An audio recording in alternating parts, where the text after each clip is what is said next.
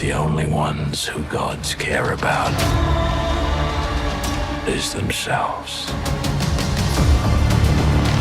So this is my vow.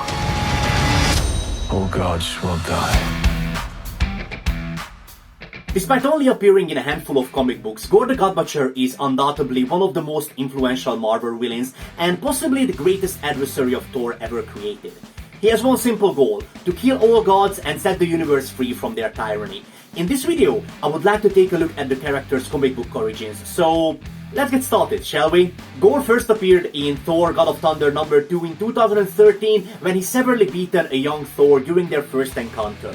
Over his millennia-long quest to rid the universe of all gods, Gorr actually fought Thor several times. They first met during the Viking Age in the 9th century when the Godbutcher actually captured and tortured the God of Thunder, who was eventually saved by a group of Vikings. Thor actually believed he killed Gorr until an investigation in the present day and the trail of dead god bodies led him to face his old nemesis again. Avenger Thor once again failed to stop the Godbutcher.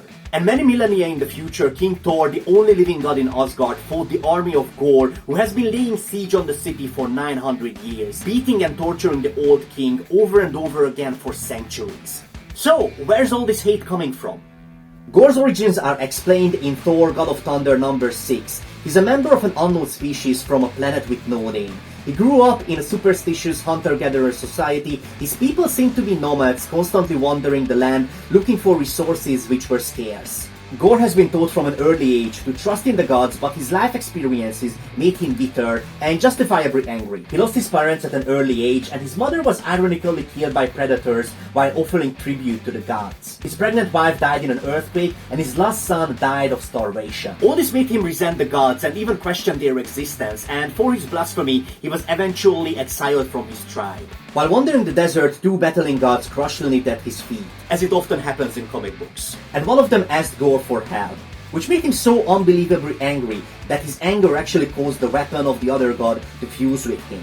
It's only revealed much later that this weapon was actually all black, the Necrosword, one of the deadliest and most powerful weapons in all of Marvel Comics. Gorr butchered his first god that day, and thanks to the immense power the Necrosword has given to him, he started his quest to kill all the gods of the heavens. By the time he first met Thor, Gorr has been on a 1,000-year-long god-killing spree already. The Necrosword granted him immortality among other abilities like flying and godlike strength, and the ability to conjure weapons and a whole army of dark berserkers out of nothing. And it is said that with every god killed, he became even more powerful. His final plan to kill all gods included the creation of the God Bomb. It was actually designed by a tortured god, and it was built by enslaved gods at the end of time. Gorr wanted to explode the God Bomb in the time stream, killing every god who have ever existed. And it took the combined might of Young Thor, Avenger Thor, and King Thor to finally stop the Godbutcher in one of the most epic battles ever. And you can argue that even the combined might of 3 Thors wasn't enough to defeat Gorr, and they only won because on a subconscious level, Gorr wanted to lose as he actually despised all his power. Seriously, go and read Jason Aaron's Thor run, it has some of the best Thor stories ever.